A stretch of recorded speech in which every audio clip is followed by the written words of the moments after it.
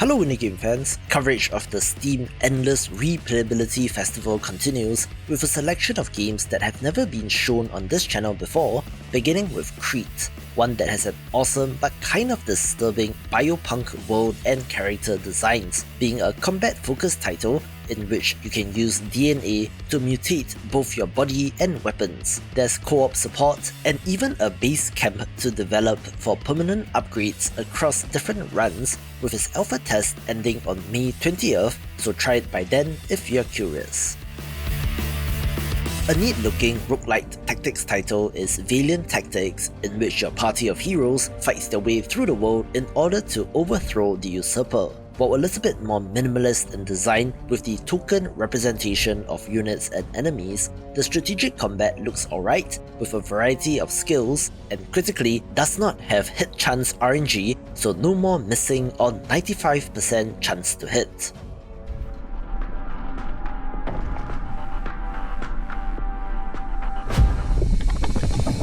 This video is brought to you by Gatekeeper, a stylish action roguelite title in which you blast away at hordes of enemies in order to reclaim the stolen heart of the universe. This game has quite the amount of variety, with 7 playable characters in its current version, along with 4 different planets to explore, 18 locations within that, plenty of weapons and abilities, as well as 81 game-changing artifacts, which of course provides plenty of replayability.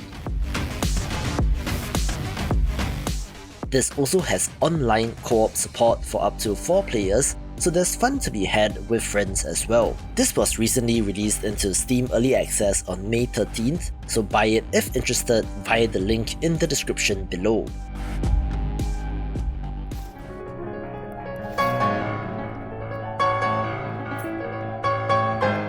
There are quite a number of indie games that emulate classic party-based CRPGs but as a roguelite, the latest of which is Blood and Chaos, in which a fellowship of 6 heroes go on an epic journey.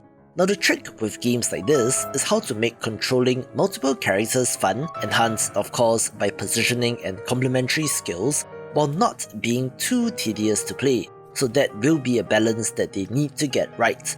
The art style, while minimalist, works for a game like this, and given that their inspiration is the 1980s RPGs, I suppose it falls right in line with those classics.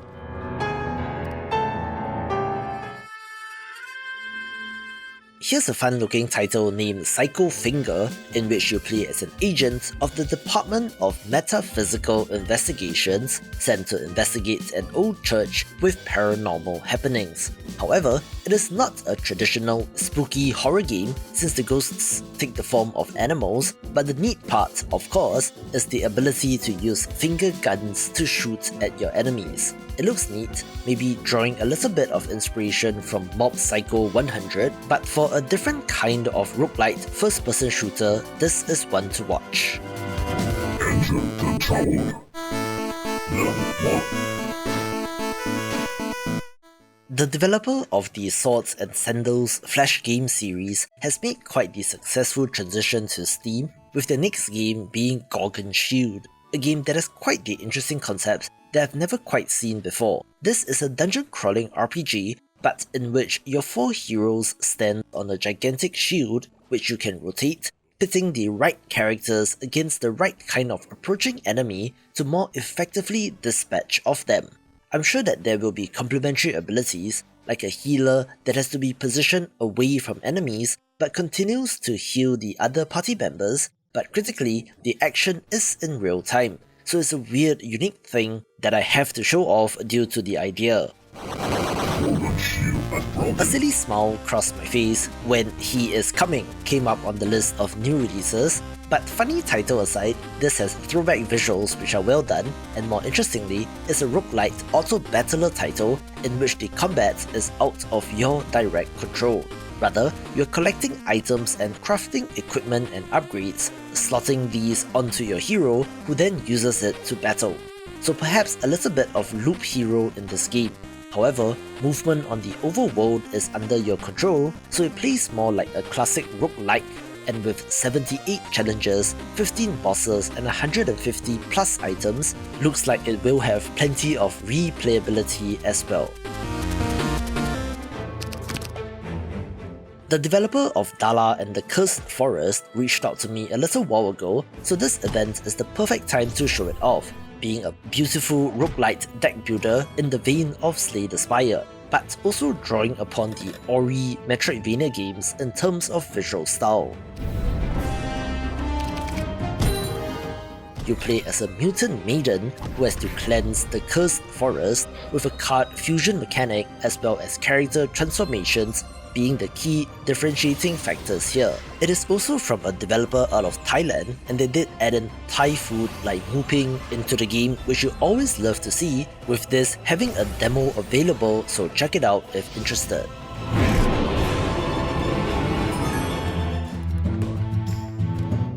Despite not being the most hardcore dinosaur fan, I do like it when they appear in games, which is why Dino Path Trail got my attention, one that is set in a Wild West kind of time period, but in which the dinosaurs never went extinct.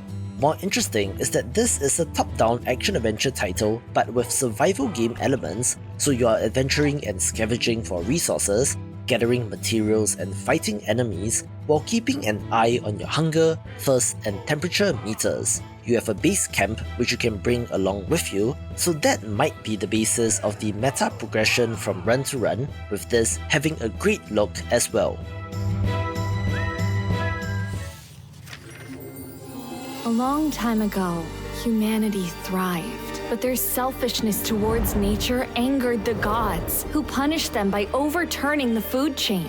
Centuries have passed by, and now humans are primitive once again. Hey, you're saying that as if being primitive was a bad thing. But you know what? In this new world, I'm at the top of the food chain. This next title is currently having a very successful Kickstarter campaign, so search over there for Food Devils, since it's a roguelite strategy RPG with a management sim element. Sound intriguing? You play as the last chef in the post-apocalypse, using your heroes to venture out to slay monsters, and then to use these ingredients to make food, recruit more adventurers, and get even better ingredients.